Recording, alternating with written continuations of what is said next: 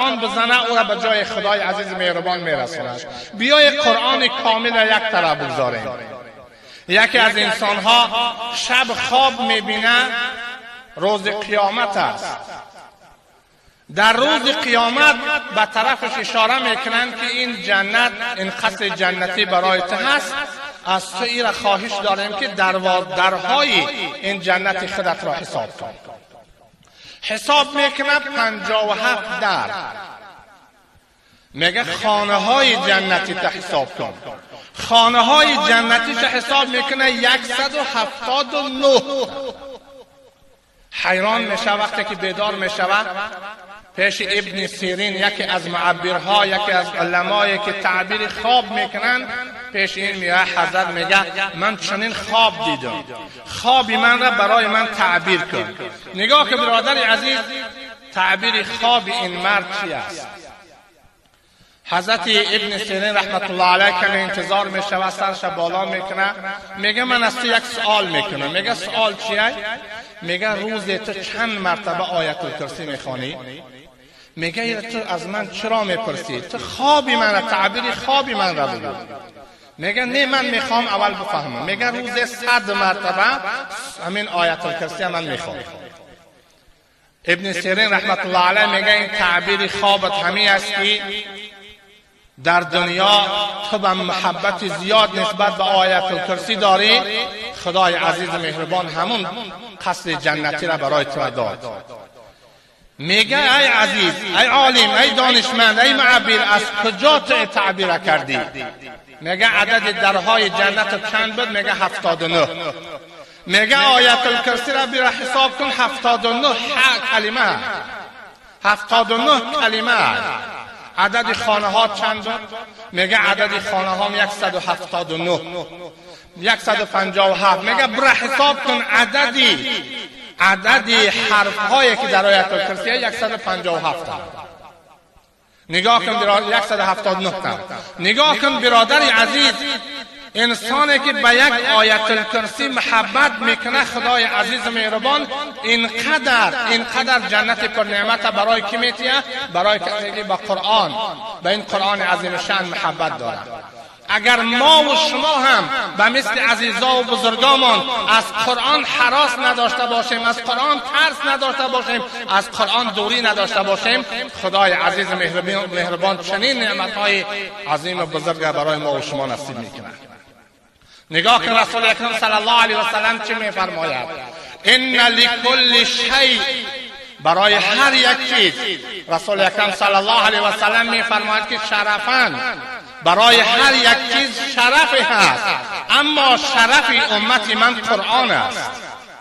امروز مسلمانی که با قرآن شرف یابی نمیکنه، فخر نمیکنه، امروز با این قرآن مثلا دست نمیزند، این قرآن تلاوت نمیکنه، پس روز قیامت میشود از شرف قرآن محروم میشود.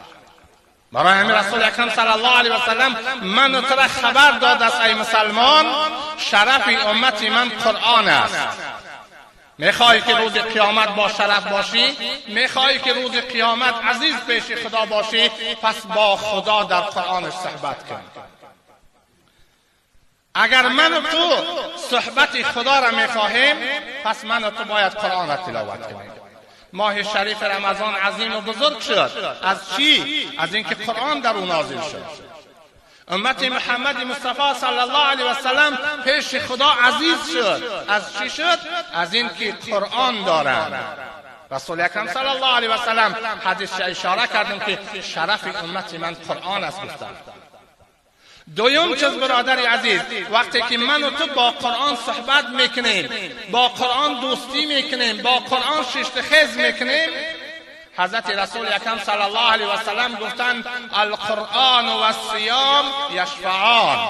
قرآن، این قرآنی که من و تو میخوانیمش و این ماه شریف رمضانی که من و تو روزش میداریم، حضرت رسول اکرم صلی الله علیه و سلم میگه چون روز قیامت میشود این قرآن و این ماه شریف رمضان، این روزه پیش خدا شفاعت میکنه. قرآن چی میگه؟ ای خدایا شفعنی فی، من شفاعتگر بگردان در حق فلان بنده. چرا؟ به خاطر اینکه این انسان من را در شبها تلاوت کرد، آناء اللیل و اطراف النهار با من معامله ها میکرد، با من صحبت ها میکرد، با من گفتگوزارها میکرد. برای همین امام ابو حنیفه رحمت الله علیه میفرماید که هر کسی که در یک ماه 2 مرتبه قرآن را ختم نمیکنه پس او از جمله هاجرین قرآن است، از جمله کسانی است که با قرآن قهری کرده است، از جمله کسانی هست که با قرآن رفت آمد نداره. برای این برادران عزیز کوشش کنیم در تمام سال خصوصا در ماه شریف رمضان من تو زیادتر قرآن را تلاوت کنیم. حضرت رسول اکرم صلی الله علیه و سلم در حدیث دربارشان می‌فرمایند که حضرت جبرئیل علیه السلام هر شب رمضان پیش من می‌آمد. چی کار میکرد؟ پیامبر صلی الله علیه و سلم را حضرت جبرئیل علیه السلام از قرآن درس میداد. اگر من و تو کوشش کنیم که در ماه شریف رمضان یک قرآن را بخوانیم، از او چیزی از عالم و یک دانشمند یک چیزی حرف از او یاد بگیریم، پس این سنت پیامبر و سنت جبرئیل علیه السلام را من و تو زنده کردیم. هیچ وقت این نمی شود که روز قیامت قرآن از من و تو رو بگرداند، بلکه در روایت می آید که روز قیامت می شود خدای عزیز مهربان اینقدر لطف و کرم برای ما کرده است که قرآن یک دستی مرد گناهگاری که با قرآن معامله می کند دست او را می گیرد، دویم دستش بر دامن خدا می زنه یا میگه ای خدای عزیز مهربان، ای خدای عزیز مهربان من را در حق این بنده همچون شفاعت کن قبول کن، من را در حقی بنده همچون شفاعت کن قبول کن. حضرت خدای عزیز مهربان این دعوای قرآن را رد می‌کند. دویم چیز امام طبرانی رحمت الله علیه از حضرت انس بن مالک رحمت الله علیه روایت میکنه که چون روز قیامت میشود حضرت خدای عزیز مهربان تخت قوت و قدرت و خداییش را در محشرگاه میزند.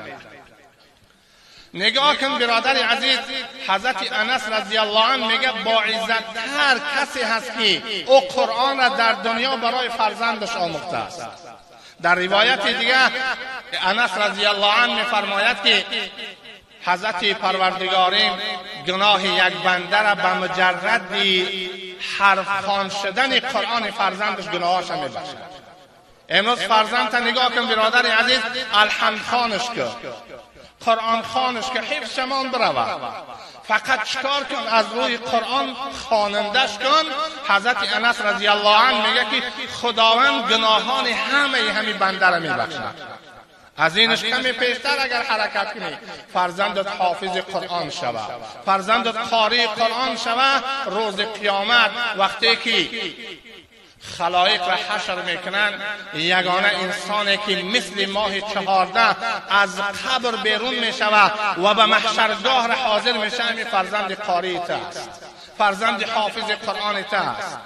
وقتی که در محشرگاه می آید به یگان ترجمان خدای عزیز مهربان با اون فرزند تو صحبت میکنه. چی میگه؟ حضرت خدای عزیز مهربان به طرف فرزند تو خطاب میکنه، ای بنده من قرآن را در دنیا حفظ کردی؟ بله ای خدای عزیز مهربان حفظ کردم. میگه بفهم که تو 2 درجه بالا کردنی هستی، از اول قرآن سر کن خواندن را تا به آخرش. وقتی که به آخران آیت میرسی آخران درجه جنت است، به آخران آیت قرآنی وقتی که تو میرسی آخران درجه جنت را صاحب میشه. دویم اون پدری که تو را حافظ قرآن کرده است، اون پدری که تو را قاری قرآن کرده است، به هر یک آیه خوانده تو درجه پدر در جنت بالا میشه. امروز میخوایی ای برادر عزیز که چون پیش خدای عزیز مهربان میرای با عزت باشی، میخواهی که بهترین جای جنت را صاحب شی، پس فرزندت را قرآن را فراموش نکن، از یاد کردن حفظ کردن قرآنت را فراموش نکن. حضرت خدای عزیز مهربان این نعمت ها را برای من و شما آسان بگردانه و سبب عزت دارای نصیب کنه.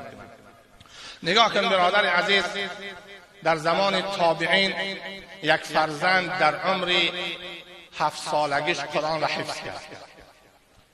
این فرزند وقتی که حافظ قرآن شد تا عمر 18 سالگیش هر روز صبح و بیگاه قرآن ختم میکرد، یک مرتبه روز، یک مرتبه شب. بالاخره این انسان در عمر 18 سالگی از دنیا گذشت. در عمر 18 سالگی از دنیا گذشت. مادرش وقتی که دفن کرد فرزند را داخل خانه فرزند میشد، یک آوازی گریه در گوش این مادر میرسید. گفت شاید که من از غم زیاد این فرزند من غم زده شدم و این آواز گریه در گوش من می آید. رفت پدرش فریاد کرد، بیا. گفت ای شوهر عزیزم نگاه کن، از درون خانه فرزندی من آواز گریه می آید. در حقیقت شوهرم آمد، پدر این پسرم این جوانم آمد، چنین آواز از داخل خانه این فرزند بالا می شود. گفت یک لحظه بیست که من فلان اهل علم عالم تابعی را گرفته بیام. رفت گرفت، همون تابعی را گرفت، آمد گفت که عزیزی من، ای عالم و دانشمند، من سؤال دارم، نگاه کن، از درون خانه فرزند من که قاری قرآن 18 ساله از دنیا گذشت آوازی گریه می آید. حضرت آمد کمی ایستاد و یک باره به اختیار گریه را سر کرد. گفت حضرت این گریه‌ای که در داخل خانه فرزند من بدبخت نبود که باز خودت یک گریه دیگر را زیاد کردی؟ گفت این گریه‌ای که شما می‌بینی گریه دو گروه است. یکم گریه جاگه ان همین فرزند شما هست. فرزند شما در بالای این قرآن، در بالای این جاگه خوابش بارها قرآن را ختم میکرد، از فراق فرزند شما این جاگه گریه دارد. دویم گریه‌ای که از داخل این خانه شما بالا می شود، این گریه ملائک خدا هست. وقتی که قرآن ختم می کردن، این ملائک هر آیه و هر کلمه و هر سوره را گرفته پیش خدای عزیز و مهربان می بردن. امروز کارشو خلاص شد. فرزند شما که از دنیا رفت، در فراق گریه فرزند شما این ملائک گریه دارند. در فراق فرزند شما این ملائک گریه دارند. برای همین برادر عزیز، قرآن با ما و شما بسیار با وفا است، اگر به شرط این که من و تو به قرآن وفا کنیم. یکی از علمای اسلام در حالت سکرات موت و در حالت جان دادن، عرق در پیشانیش زیاد شد، دخترش عرق پیشانیش تازه کرد و گفت ای خدایا سکرات موت پدرم را آسان بگردان.